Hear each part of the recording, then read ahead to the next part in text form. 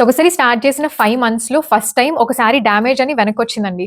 ఆ శారీ కండిషన్ చూసైతే నాకైతే చాలా బాధనిపించింది. ఇప్పుడు క్లయింట్ దగ్గర నుంచి మనకి డ్యామేజ్ అని రిపోర్ట్ అయిందండి. కాపోతే ఆ క్లయింట్ ఓపెనింగ్ వీడియో తీసుకోలేదని చెప్పారు. అప్పటికప్పుడు తీసిన డ్యామేజ్ వీడియో ఉంటే అది సెండ్ చేశారు. సరే మన సైడ్ నుంచి ఏదైనా హ్యూమన్ ఎర్రర్ అయ్యుండొచ్చు అని చెప్పేసి నేను రిటర్న్ వేసేయమన్నాను. శారీ వచ్చిన కండిషన్ చూసి నాకంత బాధేసిందండి. కంప్లీట్‌గా నలిగిపోయి ఉంది. ఆ సైడ్ నుంచి క్వాలిటీ చెక్ అయ్యి డ్యామేజ్ లేకుండా వెళ్ళిన శారీ మళ్ళీ వెనక్కి డ్యామేజ్ అని వస్తే అప్పటి వరకు మేము పెట్టిన ఎఫర్ట్స్ అన్నీ కూడా వేస్టే అండి.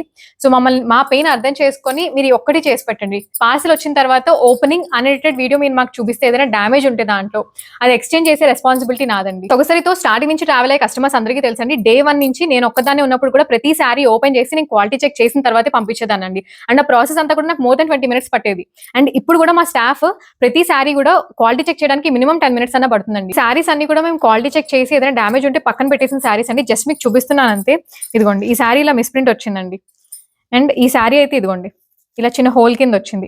అండ్ ఎస్పెషల్లీ హ్యాండ్లూమ్ సారీస్‌లో అండి ఇది డ్యామేజ్ కాదు. మీకు హ్యాండ్లూమ్ సారీస్‌లో చిన్న చిన్న దారాలు బయటికి రావడం, ఇలా స్టబ్స్ ఇలా బయటికి కనిపించడం ఇవన్నీ కామన్ అండి.